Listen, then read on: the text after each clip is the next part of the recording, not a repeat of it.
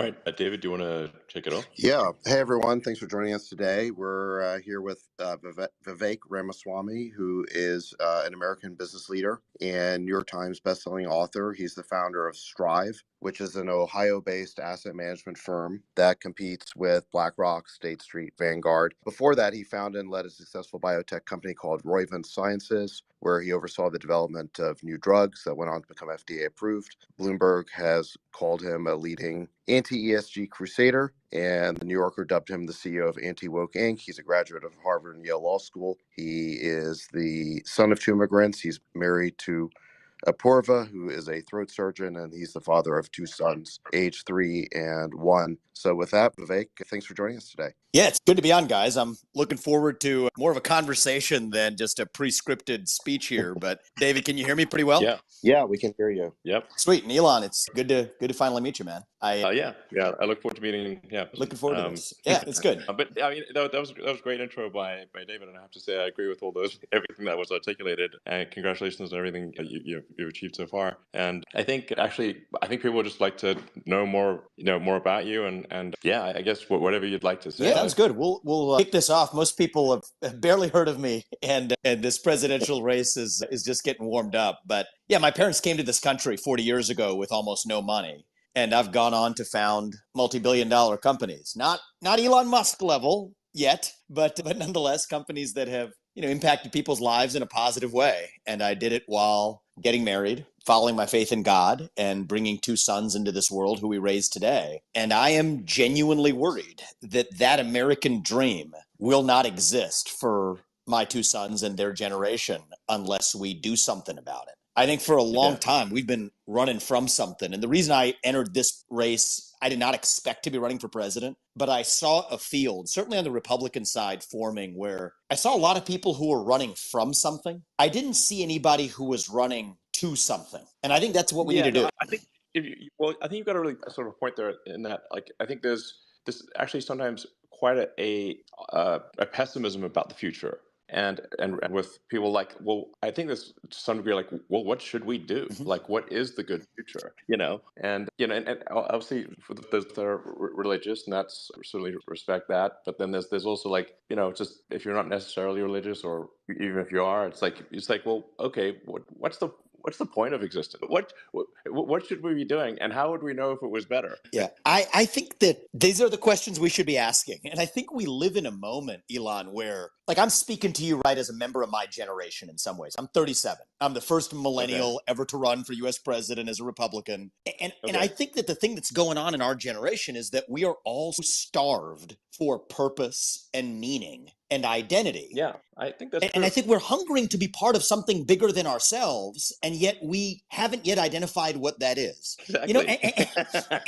So I think some of this is beyond my pay grade, right? I think some of this is for pastors to take on the revival of God, the revival of faith in something truly higher that is true. But I'm doing one small part of this. Okay, there's some small role for the revival of national identity too, right? Yeah. Answer what it means to be an American. That's something that people, my age or younger, what does it mean to be an American? You get a deer in the headlights response. Like, whoa, what was that? What did you just ask me? And I think if we fill even that vacuum of national identity with a clear answer to that question, that's what it means to be a citizen of this nation. And if it's a different nation, so be it. That nation has a clear answer to their question too. But I'm worried about this country. That fills part of that vacuum, that void. And that's what I think. That's what gets me going. And I think that's part of the answer to the question. Yeah, I think we should always aspire to be the good guys. Well, what do you mean by that? I don't know. I mean, just, I kind of grew up watching a lot of American movies and TVs and reading comics and whatnot. And, I actually there was a morality to America that I think is actually quite good. Like this notion that there is actually good. There is not, it's not just all relative, sort of a relative morality, that there is good in the absolute, and that we should strive to be a good civilization, a good people, that, where we treat each other well and work hard and build great new things. And that seems like, what we should be trying to do, and just trying to understand more about the nature of the universe and like our place in it, and where are we today. Like that's why I'm like a big fan of expanding the scope and scale of humanity, expanding consciousness, and saying that civilization is a good thing, not a bad thing, and it's and really it's something we should further, and ultimately be a multi-planet species, like a spacefaring civilization, and make true the things that we've seen in science fiction. But let that not always be fiction. And see, Elon, I love that, because I think that you and I are in some ways on a similar mission, but going in complementary but different directions, right? I think that there is such a thing as truth. There is such a thing as the good. Yes, I think if you say like this truth with acknowledged error, like is important. Which to say like we think this is true might be wrong.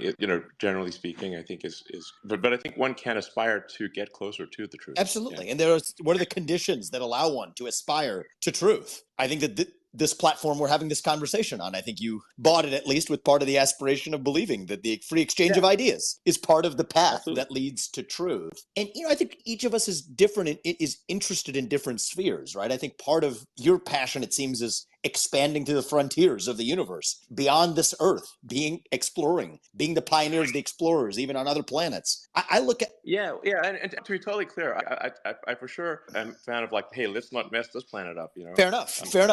It's not like I'm like, hey, let's just make sure things are cool on Earth. But then like, hey, it'd be nice if like Star Trek and was real one day. Like the cool science fiction. I think that'd be phenomenal. And I think that for me, my passion is, all right, leaving those to, again, a higher pay grade than mine. But I think part of the truth we can rediscover, part of what is good, is the revival of things like individual self-worth on this planet, a sense of grounding in family, a sense of grounding in the nation. And I think that all of this too is even long before we get to Mars, or long before we get to another frontier, as I think would be great for expanding the frontier of human achievement and exploration, there's exploration within, right? I think we're like, the analogy sometimes uses, we're like a bunch of blind bats flying around in a cave, trying to figure out where we are, right? And that cave could be the universe, and that cave could just be a cave on this earth. But we send out sonar signals and they bounce back and they say, hey, this is where I am because I'm blind. I can't really see where I am. And so what are those things that bounces off of? Could be family. Could be my grounding in the fact that I'm a citizen of this nation. That is true. That means something to me. Could be my faith, that I believe in God, that, I'm a person of this faith. I'm an individual. I worked hard.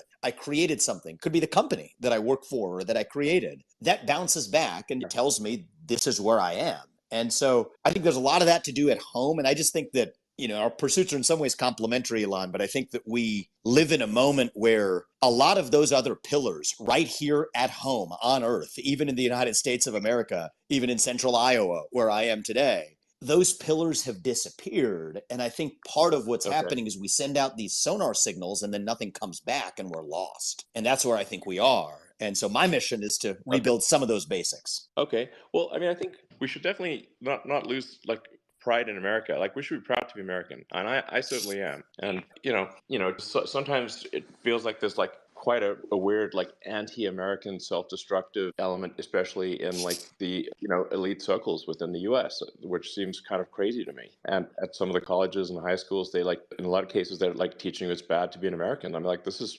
insane. It's like it's not true. Well, in San Francisco, they ripped Abraham Lincoln's name off one of the high schools. This is insane. Really crazy, and there are other examples where George Washington's statue is getting ripped down.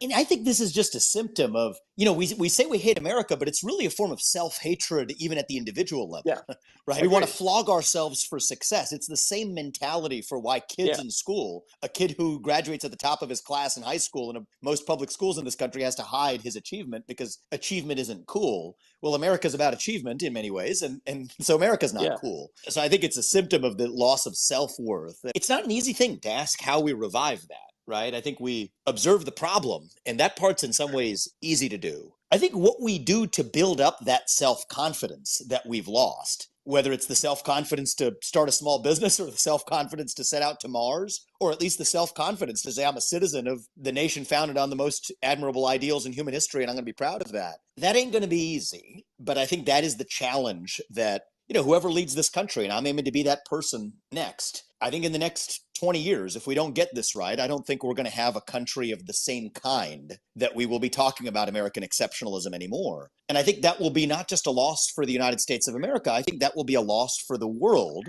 because part of America's role in the world is to provide an example of what is possible when you have a country founded on those ideals. And once you start apologizing for those ideals, I think that's going to be a permanent loss for history. And so, I have thoughts on this. Maybe you have thoughts on this too, but identifying the problem, I think we're all seeing it with clear eyes. What we do about it, I think, is going to be a tougher question. And I have my views on it, but Elon, maybe you do too. Yeah. Stop this nonsense immediately, and castigate the educational system for teaching kids such nonsense. Like, what the hell's going on? And like the donors to these universities and high schools and whatnot should be like rescinding their donations and saying, what the hell are you guys doing? Yeah, start. A big part of this is the federal government. Stop sending federal government. So you talk about those local schools. What the heck are they doing? That comes from the U.S. Department of Education. So it's a little bit invisible to a lot of people. It's not just the school boards that parents are happily now engaged in. The U.S. government says you don't get money from the federal government, which covers about 10% of public school budgets in this country, unless you adopt these toxic, self-hating, racial and gender ideologies. But it's broadly more of a national self-loathing ideology. And I think that, like many things, this is solvable. We're paying people to hate America. Yes, we are. Yes, we are. And I think that's solvable. That piece of it's solvable. Yeah. I mean, this is like we're just punching ourselves in the face here. I suggest we stop punching ourselves in the face. And this gets back to religion, Elon. You want to know why? Because, it's like a self-flogging, right? It's like wearing a hair shirt, right? There's a sort of religious practice. People, engage in. This is an interesting feature of exists in certain Christian tradition, exists in certain Hindu traditions, exists in basically every major tradition in the world. Is there's some sect that does engage in a form of self-flogging. And so I think what's happening here is something bigger than themselves, have a hole the size of God in their heart, and traditional religion or God doesn't fill it. They engage in a different kind of self-flogging instead. I believe, by the way, that's much of what the climate cult internationally is all about, is a substitute for religion and self-flogging. But I think the same goes for American self-hatred. It's complicated. Completely disagree with the climate stuff. We could go into that. You want to go into that a little bit? I think as an individual, I might have, I think I might have done more to help with climate things than any other individual by pretty big margin. And so sometimes people will bizarrely think I'm like right wing or something. I'm like, I've been like literally put sweat and tears next level into saving the environment. What are you talking about? This is so insane. So I at least I perceive myself to be a moderate, and I aspire to be a moderate and reasonable and not to take and like just to care about our fellow humans and further civilization. And I think part of it also is that the United States has been on top for such a long time that there's a certain complacency that results when you've been winning for the United States really has been winning for so long. Yep. And it's like a pro sports team that has been winning for so long. You get a little complacent, and that's, I think we should be wary of that. We should not be complacent. And start thinking like there aren't any external enemies. It's just like with ancient Rome. If Rome didn't have an external enemy, they would have civil war. Yes. And so in the absence of if you just perceive yourself to be essentially invulnerable, then internal conflict is a natural consequence of that, because there are no external enemies. Well, look, I think but in reality, there sort of are, or at least there is external competitors, And we're obviously facing a huge transition that's happening in the world today. Is obviously the rise of China and the fact that the Chinese economy is probably going to be 2 to 3 times the size of the U.S. economy. This is really a big change, because for as long as anyone's been alive, the United States has the biggest economy in the world. But if in the case of China, you simply said, assume a GDP per capita efficiency relative to the U.S. of 70%, that would be roughly equivalent to 1 billion people in the U.S., or 3 times our current population. So the probability is really, China's going to, we will be in a rather odd situation that no one actually can even remember, where there is an economy twice our size. Yes, so I think that's correct on I think there's a couple points in there, Elon, really important points that are actually encouraging for the United States, oddly enough. One was your point about the fact that our success bred our entitlement, right? It's inevitable. This is just history, right? Success breeds entitlement. Yes. And it's normal. It's a human thing. It's a human thing. And then entitlement breeds laziness. And then, of course, victim culture follows, because victimhood vindicates laziness. And you saw this in Rome, too. And so I appreciate the ancient Roman Empire analogy. Actually, my second book was all about exploring whether or not we are at the equivalent of the end of the Roman Roman Empire. Yeah. And Which we should be worried I about, think we should by be the way. talking about it. We should be talking about it. So Yeah. I had took a dark turn during that book, midway through Nation of Victims, and halfway through the book, I concluded that actually we should be so lucky as to be Rome, because Rome lasted a couple thousand years, right? If you include the second half, and we might be more like Carthage, which only lasted a few hundred. But Well, actually, it depends. but definitely got short-circuited there by Yes, Rome. it did. And so I think that was one version of it. But actually, my more careful study of it was that we talk about the rise and fall of the Roman Empire. It turns out there were many rises and many falls, actually. Yeah, sure. There was no one rise and one fall. And I kind of see the rise of this American experiment the same way. I think there will be many rises and there will be many falls, but I don't think we're done with this ball game yet. I think we still can be in our ascent. And so just the arithmetic of it, Elon, you're right. If you extrapolate the existing GDP growth rate curves and linearly play them out on a compounding rate, it's exactly what you said for China in relation to the U.S. That is a big part of the reason why leading the country as U.S. president, one of the core things I've prioritized is actually making GDP growth a metric that we actually care about in this country. And, in some ways, I'd rather measure economic prosperity than some other metric that we've chosen, carbon emissions or whatever the metric of the day may be. Let's actually choose the one that better tracks the prosperity and might of our country over the next 50 years. And I think it's actually going to be more achievable than we've made it out to be. Well, I mean, we want to make sure that the United States remains very much a meritocracy, that is a function of someone's skill and hard work that results in their success, and that we do not have any sort of an entrenched, rich class, effectively. So this is very important, because otherwise it results in sort of ossification of society. So we want to remain really merit-focused. We want to obviously, I think, try to attract the people from around the world who are also merit-focused and wish to join the country, and we should make it much easier for them to join. I agree with that.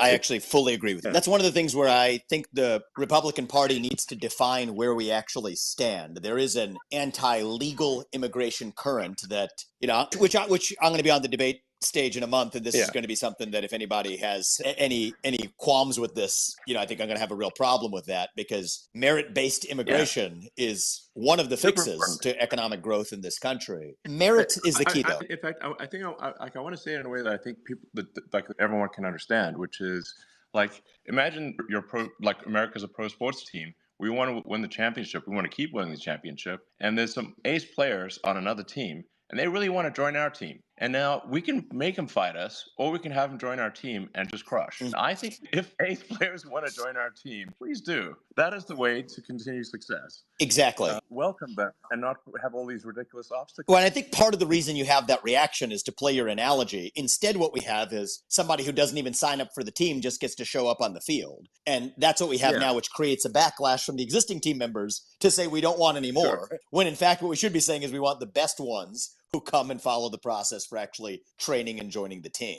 And that's what I think merit-based legal immigration ought to be about. But, I do think that this is achievable, right? I think that if you view it, even if you play the Roman analogy, right, just to think about this in the big arc of history, if you count the eastern half, it's 2,000 years. And in that case, here's what I think is going on is, as a nation, we're not at the end of the Roman Empire. We're really just a little young, actually, going through our own version of adolescence, figuring out who we're going to be when we grow up. And then when you view it through that lens, Elon, it kind of takes the temperature down a little bit, where, yes, we're going through this identity crisis. Yes, we're going through this national self-flogging, a self-loathing, the kind that most people, including me, certainly did experience a little bit when going through adolescence. But you get to the other side of it stronger, if you actually get there, to our national adulthood. And so I'd like to think that's where we are, not in decline, but in our ascent. Maybe not even at base camp yet, on our way to the mountaintop. We should definitely take that attitude. I agree. That's like totally the right attitude to have. Like, I hate this. I just know this BS. That's right. That they're teaching. It needs to stop. That's why I'm saying, like, funders should revoke funding from schools that teach this nonsense. And a lot of it is happening. So that's donors are unaware of, and they should just go, hey, go pay attention to where your money's doing, and it's doing some very foolish things, and revoke funding. If they keep teaching kids that America is somehow evil, which is insane. It's donors, Elon. It's donors to schools. It's also, frankly, people who don't know this. I know you know this, but many people don't. Is their own retirement accounts are causing corporate America to adopt the same philosophy too, right? voting for equity audits Yeah, at a corporate board is in some ways a yeah, manifestation of that same philosophy. What we don't know is our yeah. own money is being used to do it, be it taxpayer money or 401k money. And so some of this is easily That's solvable. what's happening. Yes, I mean, there's a fundamental governance issue that you've highlighted here, where because I think it's roughly half the stock market are passive or index funds, meaning they're just following an index or something, and these will be at Fidelity, BlackRock, T. Rowe, all the normal sort of. But those votes are then outsourced to usually one of two organizations: Institutional Shareholder Services, who I sometimes call the ISIS. It's about the right use case. I always wondered what the difference was between Corporate ISIL ISIS. and ISIS. Now I know which one's ISIS. That's good. Yes, it's cool. Sometimes they behave like corporate ISIS, and then there's Lewis. Those are the two main ones. There are a few others, but effectively, when when half the stock market are outsourcing the voting decisions to what amount to a handful of activists or people who certainly have an agenda at Glass Lewis and ISS, you've essentially got a handful of people voting half of the public stock market. And Elon, you were aware of my last company before running for president, or you Strive. I mean, this was my whole premise, right? Taking this on. Okay. So I started it. I mean, my bigger company that I founded is a biotech company. Got a bunch of medicines that are FDA approved, but this is a different adventure. Last August, and actually our mutual friend Peter was one of the backers of the company to help get it off the ground, but was an index fund provider, actually, which created index funds, where the premise of the index funds was that you actually vote according to whatever maximizes value by providing excellent products and services, by literally not saying that you're going to divest from certain companies or invest in others. Many people play that game, but to say, no, it's the same. Oh, and then by the way, there's a separate arm of it that does proxy voting on behalf of people who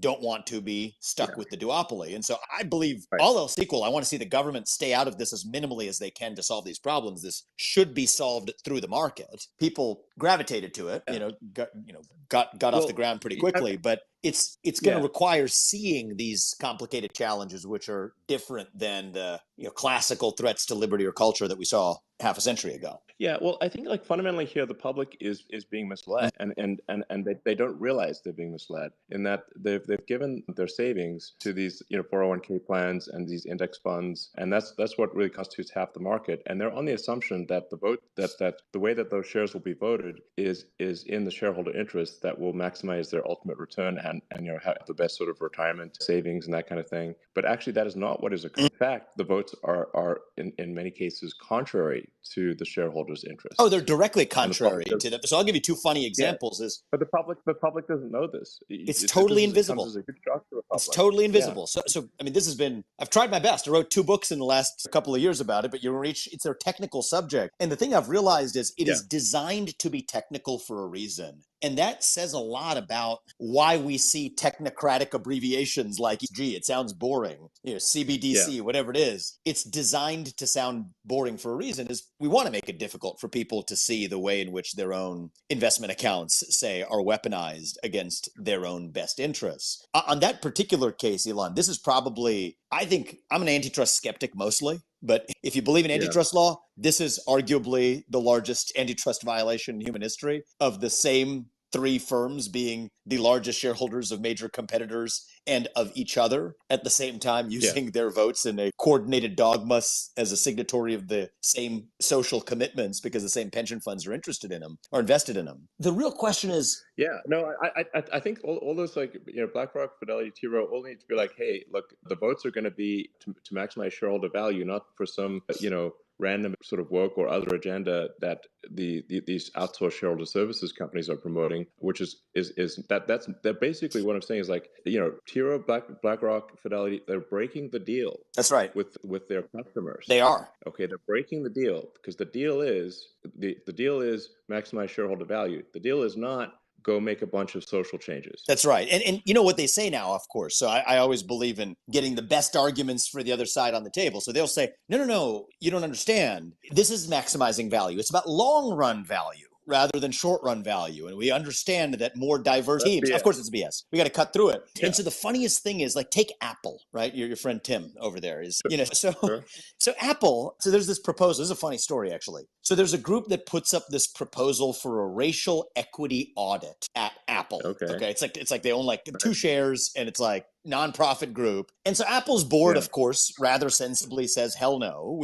Meritocracy is part of what our hiring philosophy is for our engineering talent. So no thank you to the racial equity audit. And then what happens is, though, that random proposal, guess who votes for it? BlackRock votes for it. State Street votes for it. A bunch of other financial institutions vote for it. So many that it gets over 50 shareholder support. But then Apple, to avoid embarrassment, the board says, oh, no, just kidding, guys. This is about long-run value maximization. So then now if somebody new shows up at the table, right, so Strive, say the firm I've founded, right, the experience that we had was you'll then show up at the very company that even 2 years before was saying hell no to this nonsense because they've been forced to bend the knee and been chastened and in their sense and experience of it publicly shamed by it. Then if somebody says, no, why don't we just undo that very thing you didn't want to adopt? What they say is, no, this is now about, they've been almost with the ardence of the converted. This is about long-run value maximization, perpetuating that culture of self-flogging. And so that's where the frontier of the ESG debate is right now, is behind this farce of long-runism, which is really just that. It's a farce, but we have to be able to cut through it with reality. It's false, and obviously I'm very pro-environment. It's hard to get more pro-environment than me, but like we just don't like, we don't want basically some sort of like bizarre like communism rebranded thing, which is like a lot of what ESG is, and to be inflicted upon corporate America without the knowledge of the actual shareholders, which is what's going on. And so the public is being lied to they're being lied to. And I'm naming names here because I know, and BlackRock, Fidelity, T. Rowe, and I know you guys. And you need to tell your customers that you're not making the optimal decisions for shareholder value, because that's what's going on. And this is part of what the difference between, and the US and Europe over the last 50 years, I'm not saying this was the sole difference, but I think it was a factor, Elon, where US stocks over like a 50-year period have outperformed European stocks. And the fundamental model of corporate governance in the US was value maximization. The fundamental model of corporate governance in Europe was the multi-stakeholder model. I think our side won. Why on earth now, to play your basketball team analogy, would the basketball team adopt the strategy of the losing team to adopt that as its own if it's playing the next quarter of the game? That's exactly what we're doing, which I think is a problem. I'll actually say one other thing about this ESG thing is that I think that the big firms, T. Rowe, BlackRock, Vanguard, all of them, they're setting themselves up for the biggest class action lawsuit in the history of class action lawsuits by an order of magnitude. Yes. Because they're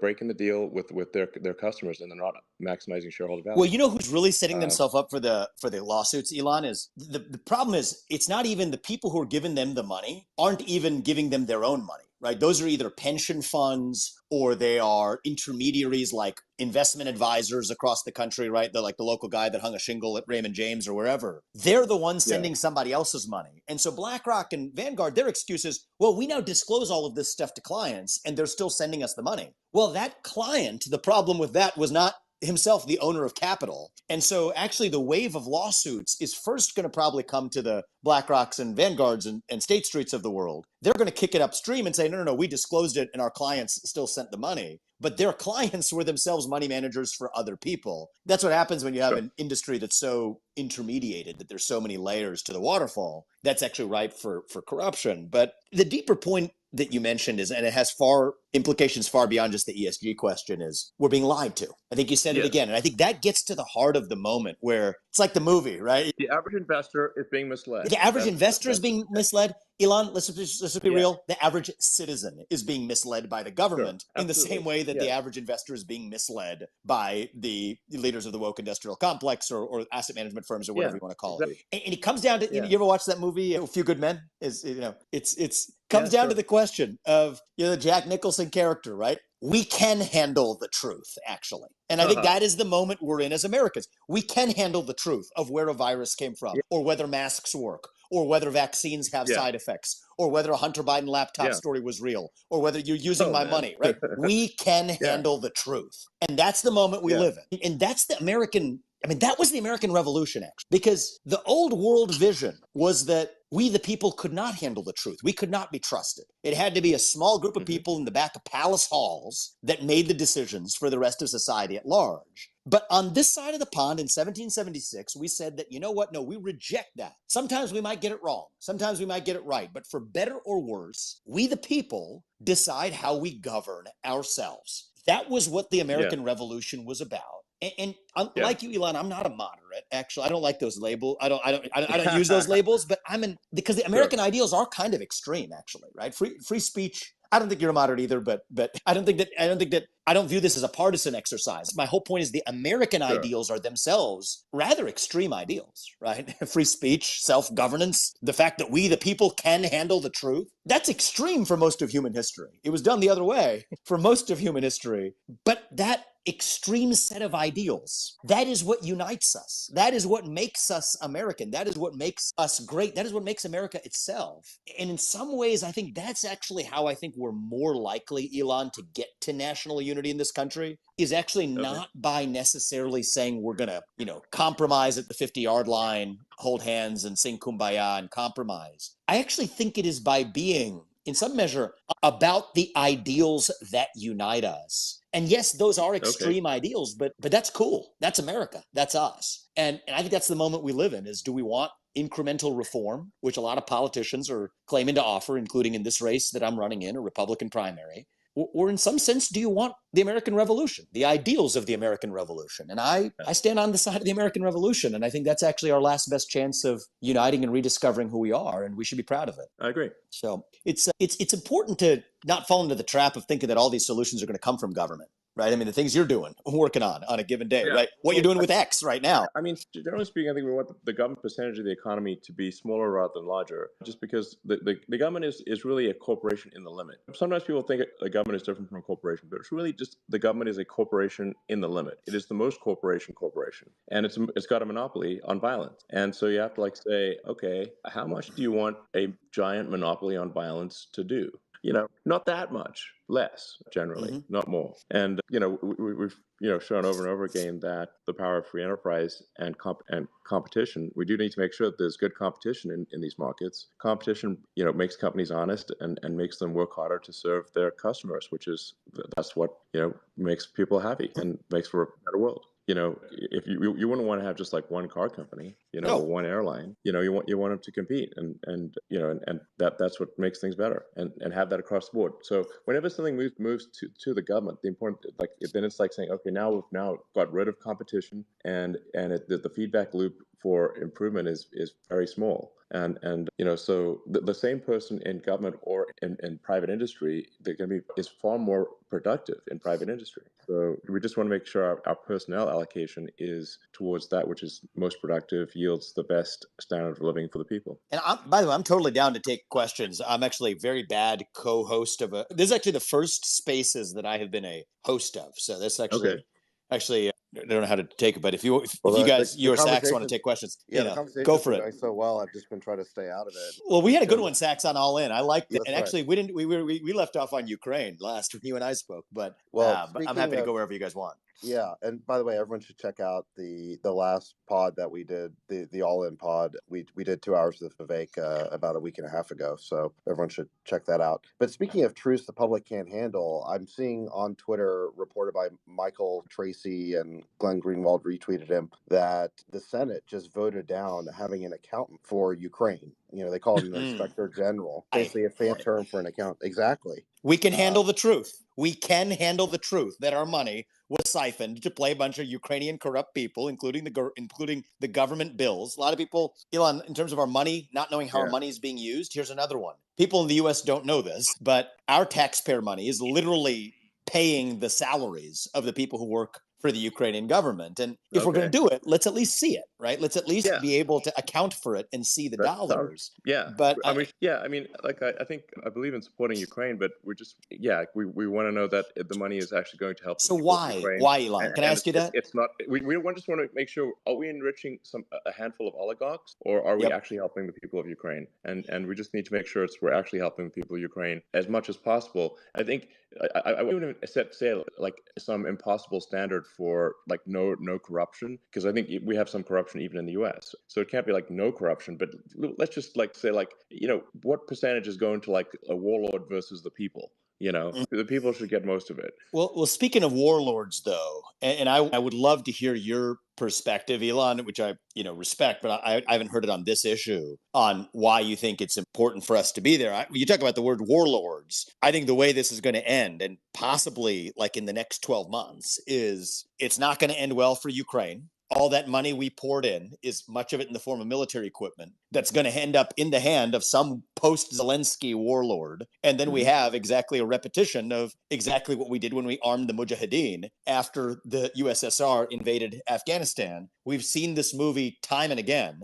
and I'm a little bit worried that, among other reasons why I personally do not come down on the side of the U.S. supporting Ukraine, we can go into. As a practical matter, I think that is where we're currently on track to head, is about $200 billion of military equipment ending up in somebody's hands who we have no idea who that really is. And we're only going to find out after the fact, like we have so many times in the last 50 years of failed interventionist strategy. But I'd actually open-mindedly curious what your perspective is on this. Well, can I remind everyone that Elon posted a poll on Ukraine? I think this was in September of last year, Yes. about 9 months ago. And Exactly. it was basically a peace proposal, which proposed a peace on the following terms. It was roughly that Ukraine would remain neutral, which is to say it wouldn't join NATO or any other military alliance. And the territories of Crimea and Donbass would be decided by the right of self-determination, basically to hold free and fair elections. Internationally supervised. Exactly. So the people of those territories would decide. And then assuming Crimea went with Russia, because historically it always has been Russian, and it's 80 to 90% Russian, that their water rights would be secured, so they didn't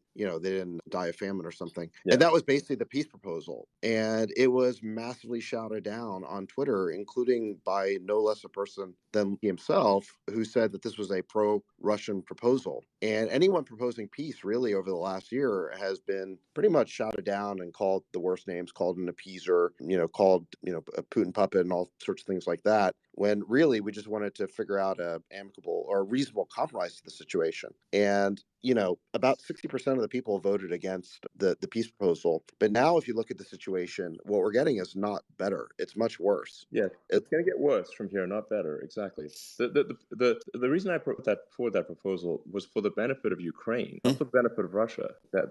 So it's like, I want to be clear. I'm on Ukraine's side here, big time, and I've demonstrated that with actions, with the massive support that Starlink has provided, which the Ukrainian government has been acknowledged many times. Frankly, it was instrumental in the war. So this is a fun one, actually, probably because the three of us have kind of complementary perspectives here. I'm on America's side on this because I'm running to be the U.S. president, but I'm not sure that the cut and dry Ukraine side of this versus Russia side of this is as clean as we make it out to be, in the sense that there's a lot of history here in the Donbass region, and there's a lot of history for NATO saying that we would not expand. This is James Baker, the U.S. Secretary of State's commitment to Gorbachev in 1991, that we would not expand 1 inch. That was the famous not 1 inch commitment beyond Germany. And yet here we are now, even not only admitting more nations to NATO after the fall of the USSR than we ever did during the USSR, but now even entertaining the possibility of Ukraine joining NATO, which was the one hard commitment that Putin required, or at least appeared to demand, prior to his decision to actually pull the trigger and invade Ukraine. And so I guess I'd be curious, Elon, like, why are you on the side of Ukraine? Yeah, well, first of all, let me just make it clear that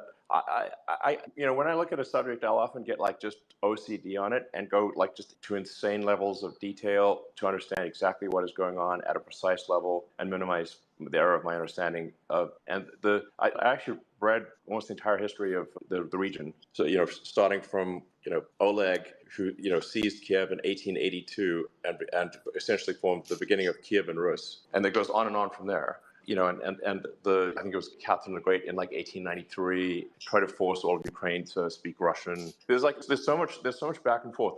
The grudge list is so long that if it would take hours to just even summarize the grudge list. So the thing is that people in Ukraine and Russia can find a million reasons to hate the other side if you just look at the history. So this is why the Christian principle of turn the other cheek is a very wise one, because if you do not ultimately forgive your enemy, you're stuck in a cycle of retribution forever. And so even though your enemy they may have done really bad things, if you keep wanting to get revenge back and back, back forth and back forth. An eye for an eye, eventually everyone's blind. So that's why there has to be forgiveness and there has to be some realism. And we need to also look at Ukraine and Russia not as Russia is pure devil and Ukraine is pure angel.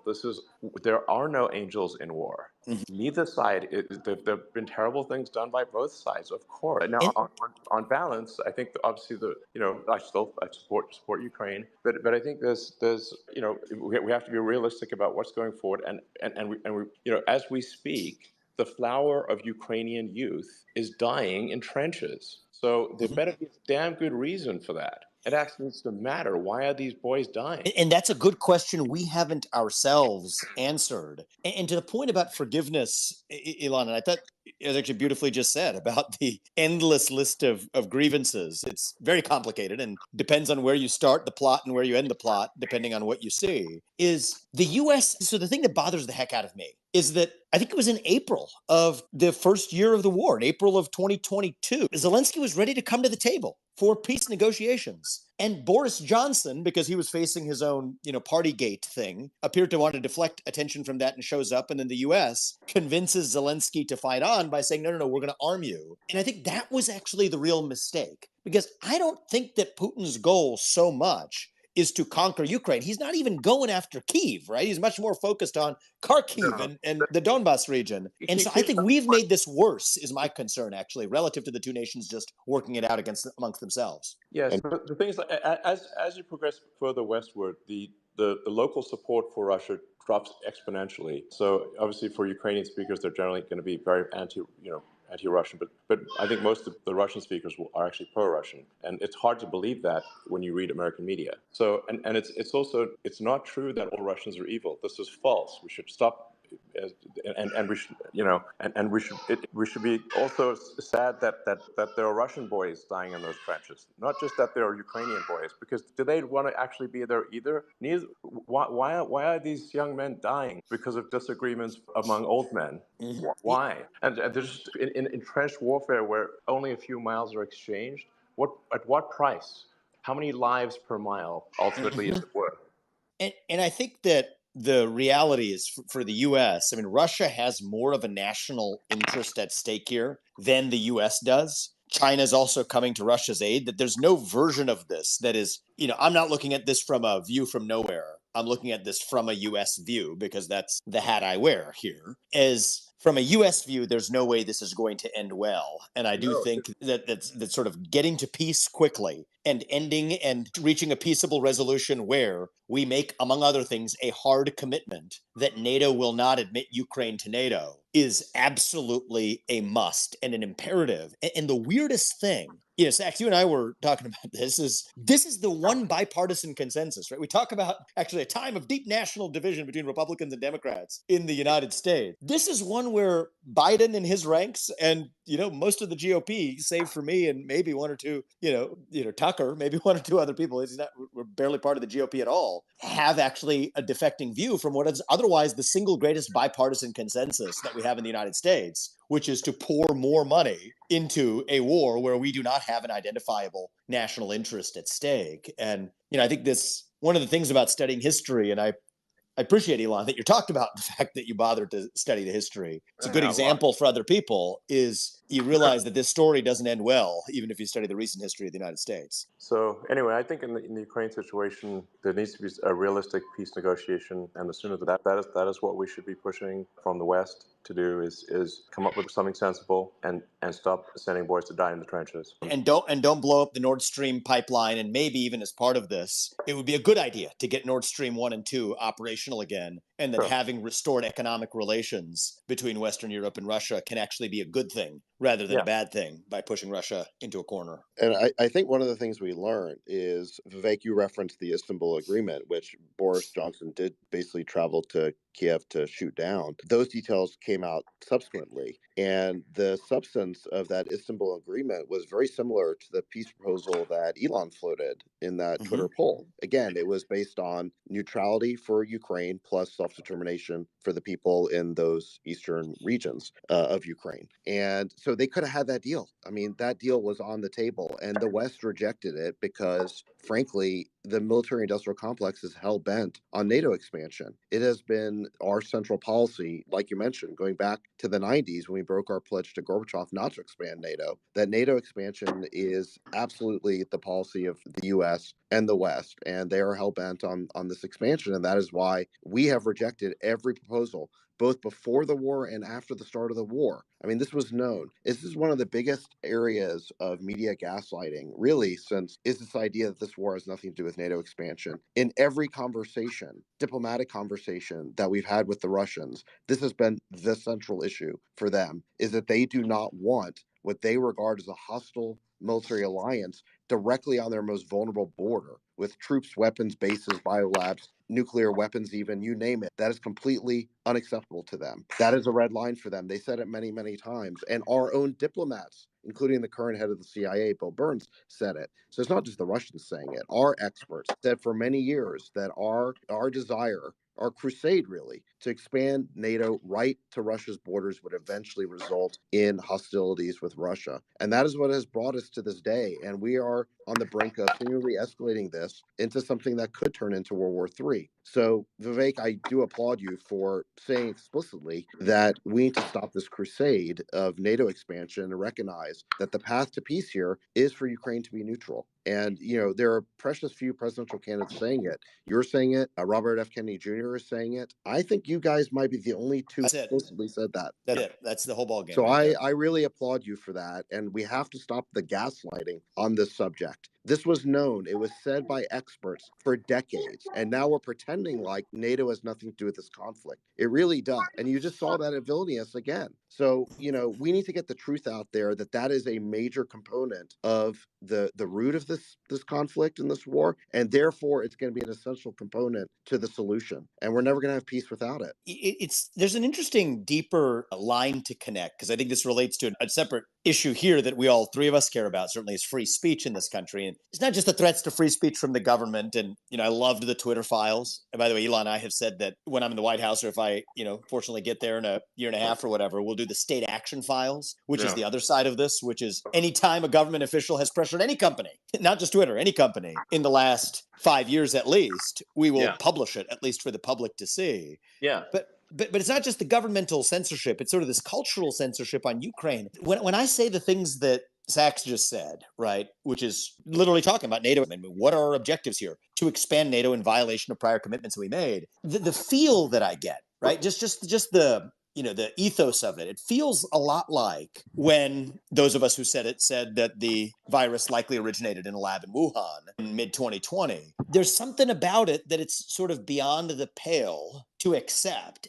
And I think one of the things we've learned in the last few years is, at least the muscle memory of that is useful, which is anytime you sort of feel a cultural closing of ranks around you saying something that's grounded in reason and fact, what Sachs just mentioned, grounded in history, a virus originating in a place where they do research, gain-of-function research on exactly that very place where a global pandemic originates. It just sort of feels right. Sounds about right. But then you feel the cultural forces around you telling you that, no, you got to shut up, sit down, and go back to doing as you're told. I think those are actually some of the most important questions for us to actually double and triple click on and actually get to the bottom of. And in some ways, there's many issues around the world that the U.S. I think has views on, but that's part of what's drawn me to this issue even more, is the cultural closing of ranks on this question. Yeah, I think there's also just people somewhat overestimate how much ground Russia can take if there's not without support of the local population. So in the case of Donbass and Crimea, there was significant support from the local population. So they were able to make significant progress. This is obviously not true of Western Ukraine. And if you look at, say, the Winter War, where Stalin, who was a hard-driving personality, to say the least, tried to invade Finland and failed. Okay, so like when you have severe resistance from the local population and basically everyone's against you, the entire population is the army. So then you're like, oh, we've got a 300,000 person army. Well, they've got 2 million person army because the entire population's opposed to it. You will not make progress in that situation. This notion that Russia can just steamroll in these countries is false. That's right. Or that they would have a desire to. I mean, take Poland, who, unlike the rest of NATO, actually pays for their own defense. There's no reason why Russia would have to go after Poland if we've actually reached a peace treaty that's backstopped by interests of the U.S. And so, I do think that I do think it's Zelensky. I think is betraying. I think Ukraine's long run interests based Frankly, on the short run to be here. totally frank, I think so. It's gone to his head. But he's been faded too many times. Like if you keep telling someone they're awesome 17 times a day, it's gone to his head. To be totally frank. So and so we're going to stop that, and we're going to say like, look, your people are dying. It's as you point out, it's really not a long-term smart thing. Those kids are never coming back. Yeah. So and that what are they dying for a mile of territory? Like this is insane. Here's something funny on this is I haven't shared this story broadly before, but there's actually a weird and I think promising and encouraging alliance hiding in plain sight between those on the so-called far right and those on the so-called far left on this issue, actually. So, many people on the anti-Iraq far left, I mean, folks like Bernie Sanders, I believe, I haven't heard him say as much as I would like, but I think do agree with folks like myself who otherwise disagree on a lot else. And so, actually, just a few weeks ago, I was coming out of an event and it occurred to me I couldn't find a single Republican and even many moderate Democrats to agree with me on this topic. And so I actually gave Bernie a call and thought we could actually, but I think he thought it was a prank call. And so he didn't want to actually discuss it. Let's just say, to put it mildly, is the way the conversation went. But I hope I get to talk to him another time because it's actually an interesting way that we can reshuffle and redraw the boundaries, where one positive silver lining coming out of, I think, the reaching of reason on the question of Ukraine is that we do not live in a single axis two pole political partisan divide in the United States of America. It is artificial. It is made up. And much of what we're trying to retrofit into that, right? The struggle between the managerial class and the citizen, even the questions of foreign policy about which priorities the U.S. should and should not actually risk our military equipment or our young men and women to defend. These do not track traditional Republican and Democrat boundaries. And I think that also, in the sense of taking a step back, that should actually be hopeful for us as a country. If we have the courage to actually step back and see it's not about black versus white or red versus blue, if we're able to actually have a reasoned debate in the open about what are, I think, the most difficult questions of our time. And so I am personally hopeful that that is one of the side effects, so one of the net positive side effects to come out of our yet to be had open debate as a country on what actually we should do in Ukraine, is that it calls the bluff on the otherwise artificial retrofitted model of right versus left, Republican versus Democrat, which I think in large measure doesn't exist. It's antiquated. And, hopefully this is one of those issues that helps us smoke that out. So, Sax, we already went through the hour. Do you want to take up questions, or do you want to? We can rock and roll and do this again another time too. I'm down to. I got another Well, yeah, half let's see hour. if there's folks out there. I'm good to the bottom of the hour. Yeah. Yeah, okay, great. Well, let's see. I know Richard Hanani has got a book on woke coming out. It's called The Origins of Woke.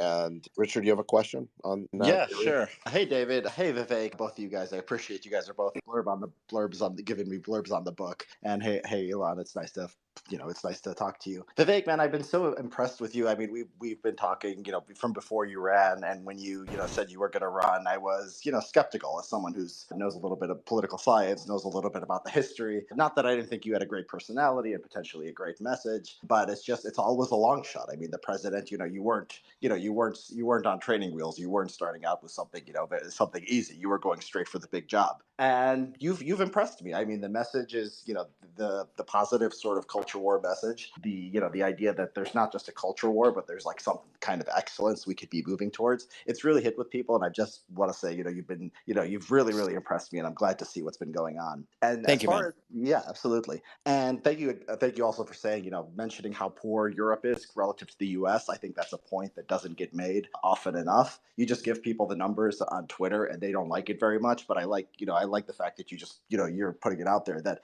yeah, this experiment has been tried. The big government, 50% of GDP government spending, large tax rates, large labor regulations. Those are a problem. They've tried it and it hasn't worked. So for all our problems, I'll take the U.S. any day. And I appreciate the Ukraine discussion. I just wanted to ask about, you've talked about the civil rights law, and you've talked about sort of the importance of getting back to merit. We've talked about like the executive order 11246 and the government affirmative action and government contracting. And I just wanted to know if you've sort of fleshed out these ideas to any great extent. Once you do get into office, it's not too early to start talking about these things. Sort of, what do you see as sort of the main initiatives to take on civil rights? What offices are you looking at? I mean, have you started thinking about personnel, any kind of thing like that? I just want to know how your thoughts have developed over time on this. Yeah, well, first of all, man, your book has been instrumental in affecting my thinking and even the articles you wrote leading up to it. And, I think you're able to expand the Overton window on this, right? I think you're in many ways cracking that open further on issues that were previously untouchable, like even the undesired or unintended effect of civil rights acts of 1964. I think that that's actually something that we ought to be able to talk about in the open. So let me just tell you the simplest thing on day one, and that'll give you a sense for how I think.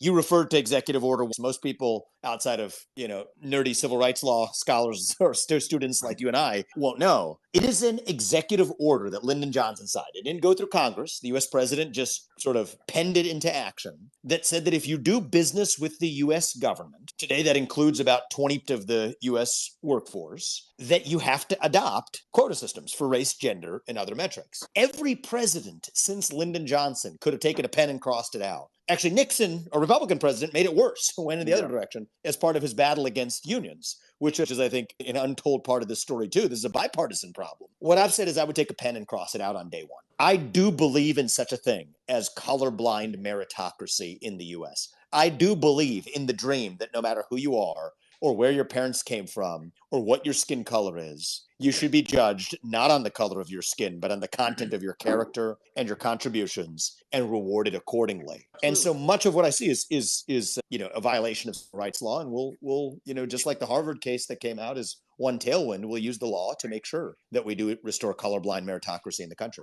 Are I was saying you? something. I just wanted to follow that. I mean, what do you think about the Civil Rights Act is sort of a sacred right? I like to frame it as civil rights law, but I understand that there's going to be difficulties here. How confident are you that you could take that message and you could sell it? Because I don't think it's going to be easy, even though I do think it's worth doing and it's doable. Well, I'm going to sell it. And whether I succeed or not depends on the responses of people of this country. But my whole is I'd rather speak truth and lose the election than to win by playing some political snakes and ladders. So far, it's been working. It got me from 0 to third in the polls or whatever we are now. You're nipping on DeSantis's heels, man. I've seen the polls. It's pretty But incredible. we'll see. I'm not attached to a particular result. I'm attached to the truth. And my view is, look, I actually pushed, I might as well just share this with people. I pushed Trump's people on this, right? I asked them why they didn't just take a pen and cross it out. And what they said is that was a political hill they didn't want to die on. And my view is if you're grounded in principle and you're grounded in moral foundations and first principles, not vengeance or grievance or animus towards anyone, but really just grounded in first principles, then you should not have to worry about what the political fallout is. And people tend to follow leaders rather than people who are afraid of the people they're leading.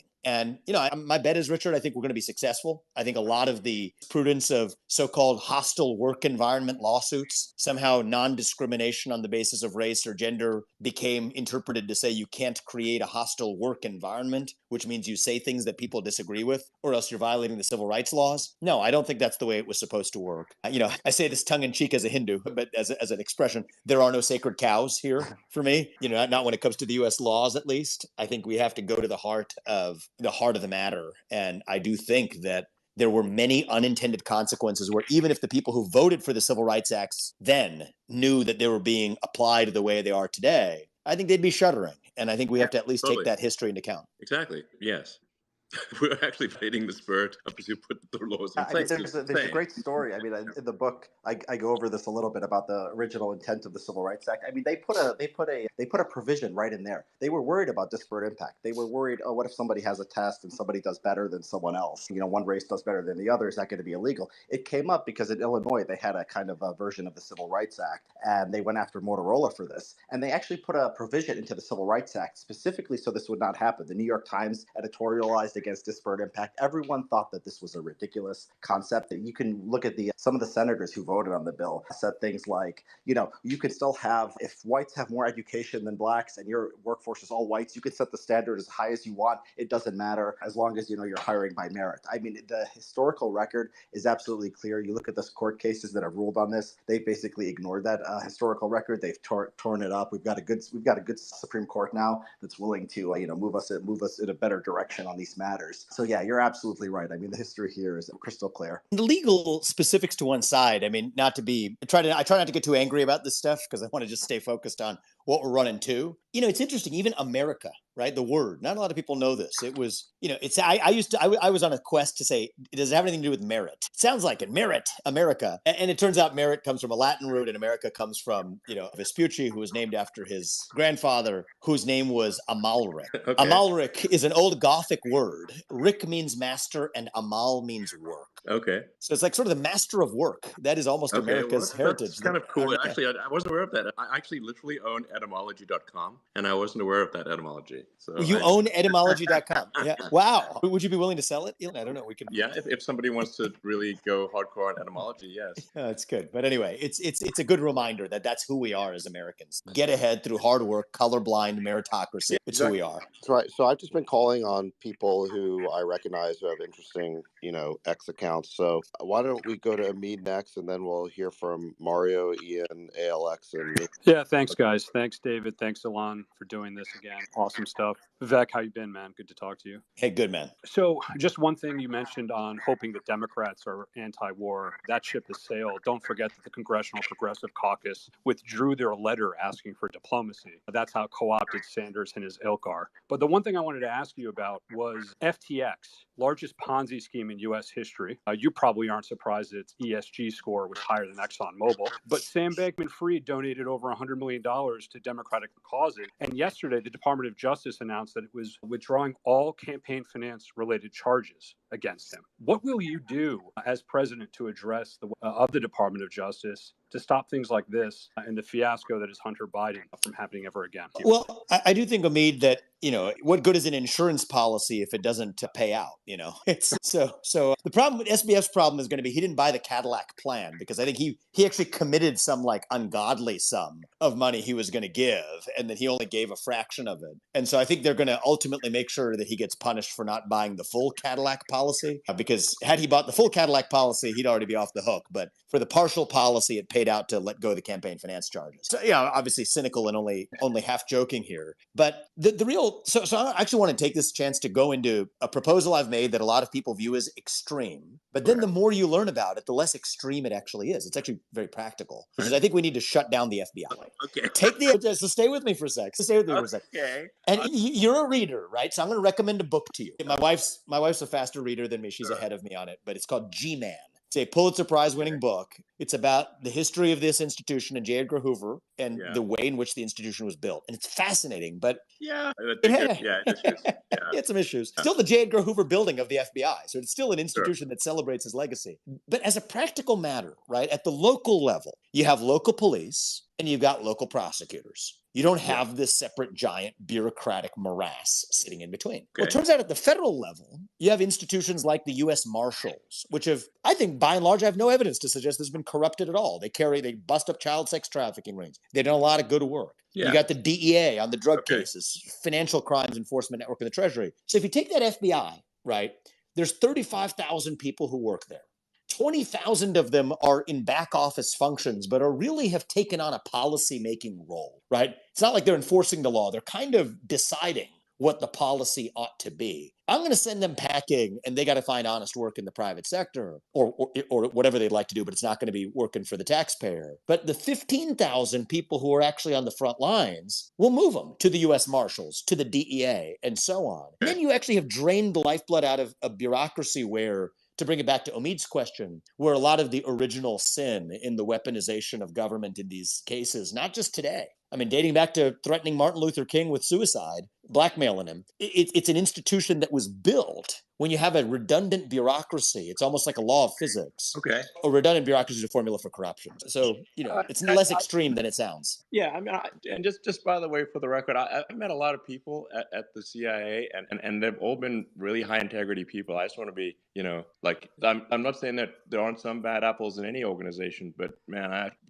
I've not really met a bad person. And I think the 15,000, I mean, so when I say shut it down, that doesn't mean that everyone's a bad person. Yeah. Any of them are a bad person. It's something about the nature of a redundant bureaucracy where, like Elon, I think one thing that's happened is specialization, right?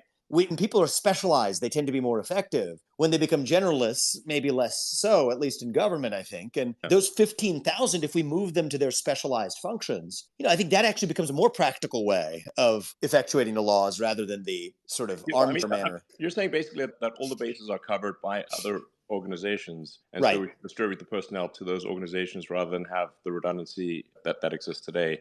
But you're confident that if we did so, that there would not be gaps in important crimes that need to be dealt with. And not only would there not be gaps, we would actually be more That's what effective. you're saying.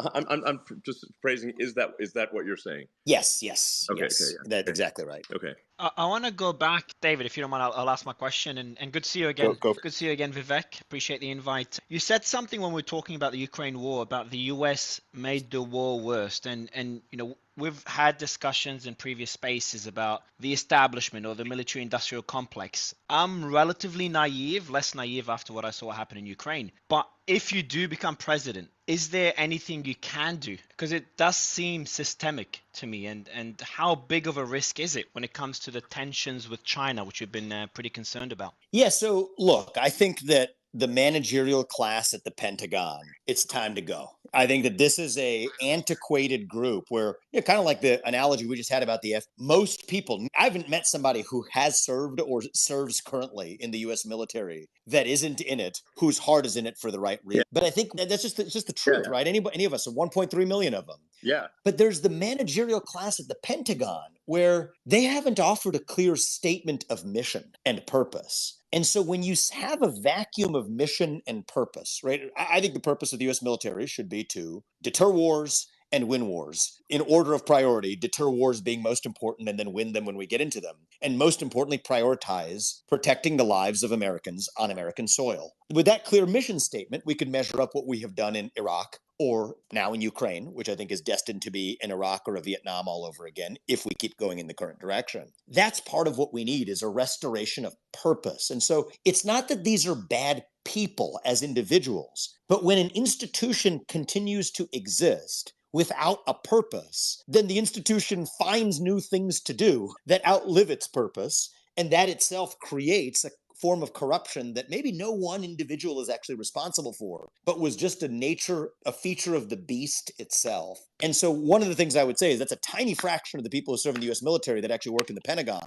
But I'm going to, largely be cleaning house there and bringing in, a new form of talent, really flushing the toilet on the knee sort of dogma that I think pervades much of the Pentagon today. And to come back to, let's just say, get some Cold War realists in there. The George Kennans, the James Bakers. That doesn't really exist in today's foreign policy establishment or military establishment. And those would be the kinds of talents. And by the way, we are working on identifying the kinds of talents we're going to the top layers of every part of the federal government with. But that would give you a flavor of the kinds of people I would put as a new sort of leadership at the Pentagon. And the job of the commander in chief, that'd be my job if I'm elected, is to offer a clear statement of mission and purpose of what the U.S. military is even supposed to be concerned about, which for me is protecting American lives, foremost on American soil, deter wars, and when necessary, win wars, and that's it. And whether you care about what we're doing in Ukraine or the rise of wokeism in the military, these are symptoms of that deeper loss of purpose, in my view. You're here. Agreed. Yeah, I think one of Trump's biggest mistakes was hiring all these neocons. I don't really get it because his instincts were to keep us out of wars. In fact, he did keep us out of wars, new wars. And,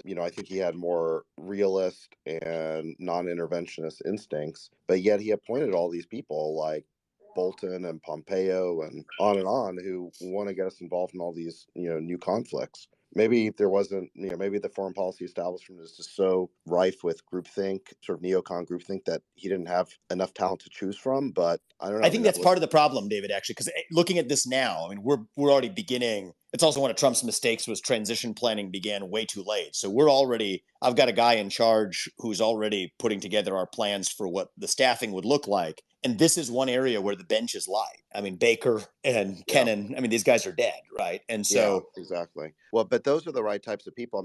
George Kennan was a genius. He was the architect of our Cold War containment policy. He also was against us getting involved in the Vietnam War. He said so in advance. He testified before Congress. And in the late 90s, one of the last interviews he did, he talked about what a huge mistake we were making with NATO expansion, that it was going to undo his life's work, that we had won the Cold War. We had a peaceful situation with the Russians. Russians, but bringing NATO up to his border was going to result in new antagonism, and it was going to unwind everything. And he used the word tragic mistake. So he kind of foresaw everything, for decades. And, James Baker similarly was very competent. It does seem like we have a dearth of those highly competent diplomatic figures who know how to negotiate peaceful arrangements. It just seems like the people we have now just rattle the saber and, Yeah. are crusaders looking for new wars to get us into. Maybe we need Yeah. some venture capitalists in there who actually understand how to do deals. Yeah.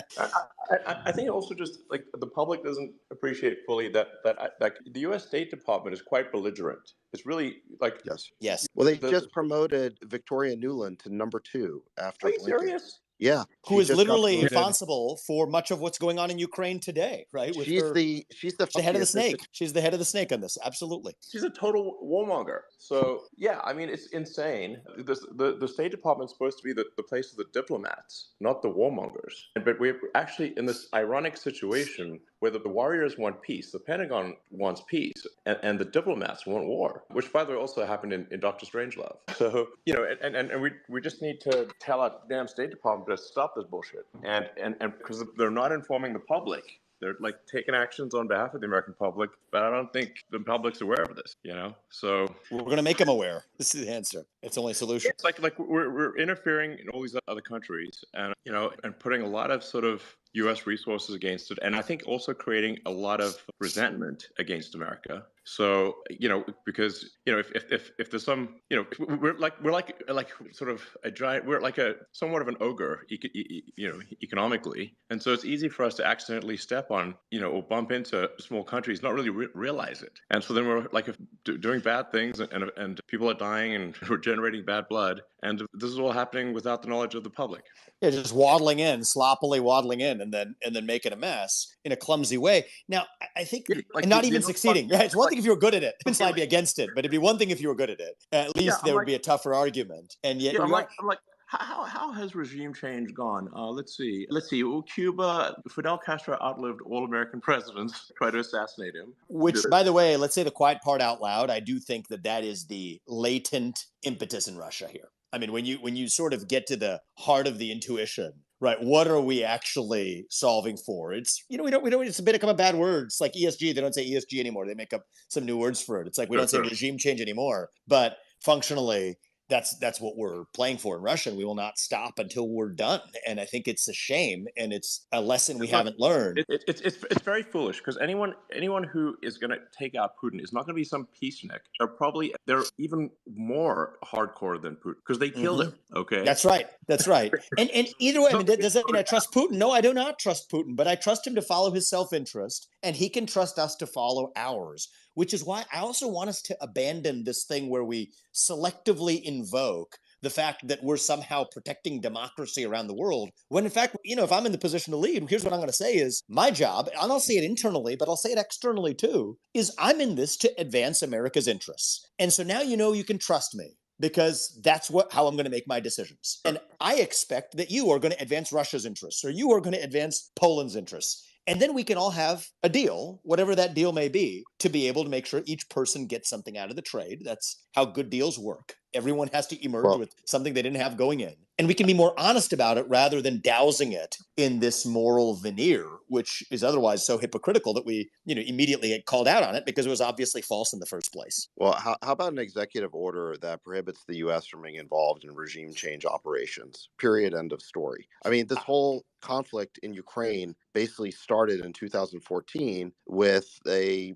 coup, the Maidan coup against the democratically elected leader of the country with the backing of the United States. Now, the extent of our backing is in dispute and people debate it, but I don't think there's any question that the U.S. did back it, and our involvement at a minimum taints it. If it was a legitimate expression of the will of the people of Ukraine, we should have just let it happen without our involvement whatsoever. Oh, there's no question about it. I mean, they were kind about that, David. There's no question about it. Listen to the leaked tapes of Nuland, right? Those were the very person we were just talking about a moment ago in our role in picking Ukraine's next leader. She didn't know those were, being taped calls, but now we understand that we were absolutely driving that. So, all that said, I can be cheerful about this if we learn the lesson and we behave differently going forward as a consequence. But I do not think suppressing the information and tricking the public to fail to learn that lesson is going to be the right answer for us. No, exactly. And I can think so on the Ukraine front, our larger concern should just be when all said and done, where are the boundaries going to be and how many people died. And I think we should just think hard about that and not sacrifice the flower of Ukrainian youth. Not sacrifice the flower of Ukrainian youth in trenches to achieve nothing, which is currently what we're pushing them to do, and that's insane. So, and that needs to stop. I'm into it. Sax, you want to take one or two more? I'm Yeah, having too you have much the fun. time. If you Yeah, have I'll the take. time. I could take a couple more. I'm having too much fun, but unfortunately, I gotta. Okay. I could talk to you guys all day, but gotta roll pretty soon. All right, ALX, you have a question? Yeah. So you mentioned that if you became president, that you would release like a similar style Twitter files or Facebook files type thing, but you do it for all companies that the government has interacted with and sort of tried to pressure. How would that look like? Yeah, so basically, a lot of what I think is happening today is the government is deputizing private companies to do through the back door what the government couldn't directly do through the front door, right? So Elon releasing the Twitter files confirmed what I, on the page of the Wall Street Journal a couple years ago surmised and everyone dismissed as a conspiracy theory that absolutely this was happening and at a scale unimaginable with social media companies. You responding to government threats and in some cases inducements, carrots and sticks, to censor speech that the government could not censor directly. I mean, even down to individuals like by name, Alex, why didn't you shut down his Twitter account? This individual in a meeting in the White House. Well, it's just this is if the First Amendment was created to do one thing, like literally there's just one thing the First Amendment exists for. It is to protect people to be able to criticize the government and its policies. That's what this guy's high crime was, is he criticized government policies on COVID-19. And then the government is saying, no, this guy needs to be shut down. How could you possibly? And with an implicit threat of regulation over Twitter if Twitter didn't follow through. And so the pre-Elon Twitter, managerial class did indeed follow through on the threat. And then they get an attaboy on the back from the government. So that's one example. But it's not just limited to social media. I think this is pervasive across the US economy, actually. I think it's much of what's going on, say, with John Kerry in his role as the climate czar. He's somebody who they could not pass the Green New Deal through Congress. And so he has boasted about meeting with the banking CEOs of this country, the CEOs of most major banks, getting them to sign a pledge, a sort of climate pledge to join a North American net zero alliance. I'll remind you that banks are not charitable institutions, right? This is a two-way relationship. So what are they getting in return for signing that pledge? Again, it's a backdoor way of getting done what the politically accountable class, people we elect in Congress, would have never been able to do through the front door. Even Joe Manchin would not have stood by and let them do it. And so what I've said is that if you're a federal employee, so I'm a state action doctrine guy, which is if it's state action in disguise, then I think the Constitution still applies, which means that the government can't use a puppet in the private sector to get done its dirty work. It's bound by the same constraints as the federal government, so we should know about it. So what I would say is that on pain of criminal penalties, any documented evidence of a government employee who has pressured a private actor to achieve a goal that the government couldn't have achieved itself, we just have a sunshine law applied to it. Let the public see it. Roll that log over. Let's see what crawls out. And that's it for that particular provision, right? I mean, I have a lot of different views on rescinding a lot of unconstitutional federal regulations and reorganizing the federal government. But on this one, it's that simple. And I think that the first step of restoring truth, back to that principle, we can handle the truth. Just tell us what the truth is. We can deal with it. We can process it. We can handle it, but let's at least see how deep that rot runs. And the fact that I'm sitting here as a private citizen, observing small examples of it bubbling up to the surface, it's like a broken windows theory, which is to say, if you see a broken window, it means that there's something else wrong in the neighborhood. Yeah. That's what I think is going on. And so hopefully that addresses your question. That's doable. It's easy. It's what you would expect and hope for of a chief executive who's in charge of the executive branch of the government. And that's an easy thing to at least be able to deliver on to help rebuild public trust, which is, I think, something we've been badly lacking. And so whether it's foes, whether it's the Jeffrey Epstein client list, whether it is the effectiveness of vaccines, whether it's what we just talked about, my view is we can handle the truth, trust the public with it, and then that's going to actually, ironically, rebuild trust in institutions that the public has otherwise now long correctly lost. Hey, given the problem with the Appreciate it, last man. election cycle, we had the election infrastructure problems on. Take one last one, David, and then we'll wrap. Can Vivek hear me? Yeah, I'd love to go to ask a Hello? question if I Well, we don't have mind. Elon and Nuance. How about We'll take them last together. Can the Yeah. American Yeah, go we'll take them first? together. Is that possible? Oh, come on.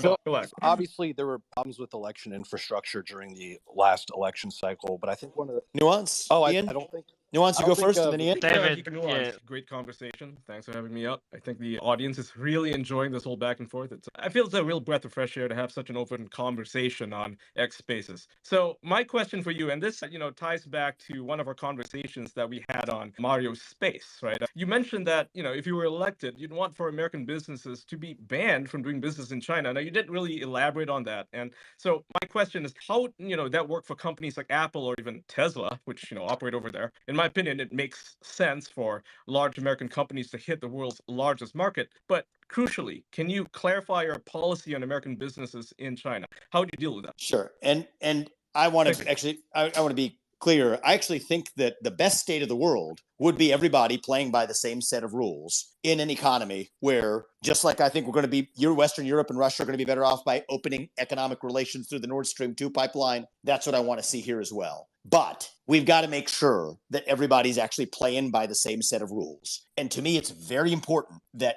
no more forced IP transfers, no more forced data transfers, no more forced, effectively service of non-economic nature, turning companies into lobbying pawns, effectively having a nice little condition to be able to get a domestic license to do business if you're BlackRock selling mutual funds in China, to make sure that you don't apply the same standards to Chinese companies as you apply to American ones. That's what I basically stand for, is level playing field. That's what we need. And I think that doesn't exist. I think that most people acknowledge that. I think that that's not going to happen automatically. That's going to require, by the way, a policy that I think is also really important that goes straight along with it, is re-entering the Pacific trade relationships around the rest of the rim of the Pacific, the CPTPP. I think we should re-enter it. I think this is a little bit different than the course of action taken by Trump in exiting the TPP. I think that was actually maybe a poor that decision. makes more sense for the people over here, right? Because I think Trump canceled it because, first of all, it wasn't fair to Americans, right? It really wasn't. But also wasn't fair to people over here.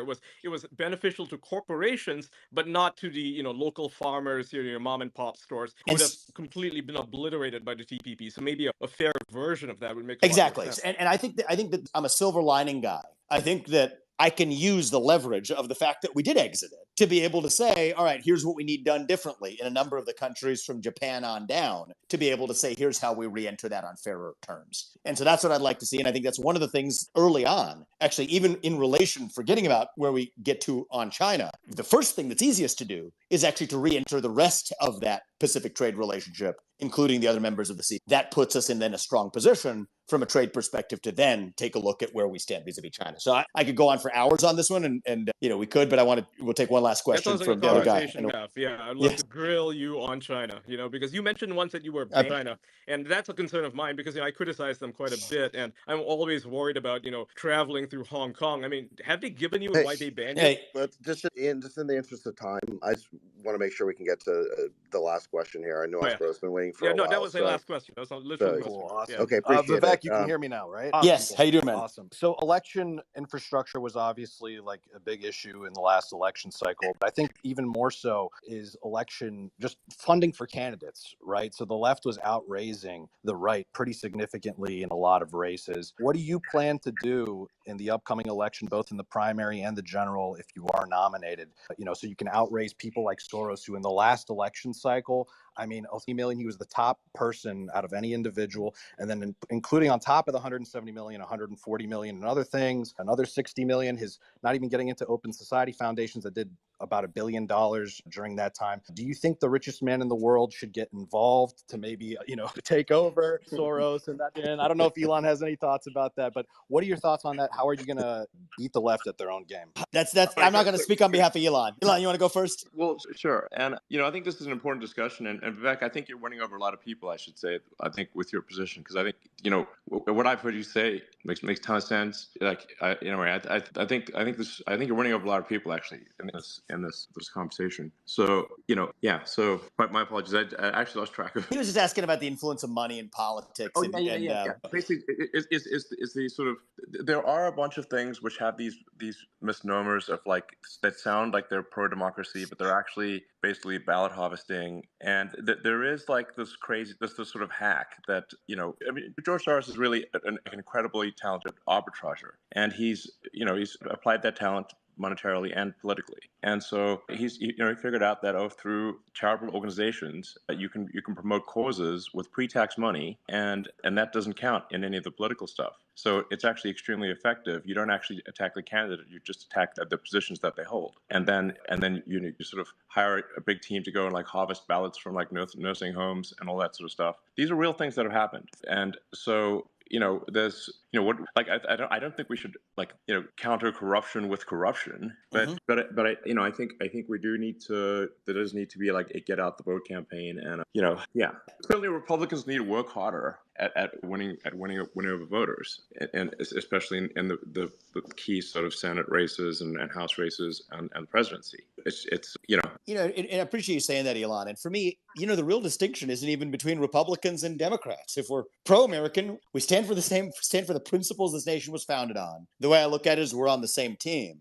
And for me in this journey, this is, I think, part of why I came into this as an outsider. I think it will take some measure of people who didn't grow up in professional politics to change that game. This country has blessed me with much, right? And so I've lived, like so many of you on this call, lived the full American dream. And I have so far, before I wanted to ask anybody else to invest money in this campaign, wanted to invest my own first. And so I've put in over $15 million of my hard-earned money already, precisely because I did not want to take a tin can asking a bunch of other people for permission to run. And then that does come with expectations. And the funny thing is, even in the Democrat Party, many people on a principled basis used to say, keep mega money out of politics. You don't hear that anymore. And that does come with certain ties and expectations that I do think corrupt the way our democratic process works. That being said, a guy like me, if I want to succeed, has to be able to compete. There's an old saying in tennis, you either win or you leave blood on the court. And I don't want to leave blood on the court. I want to win. And, if you guys,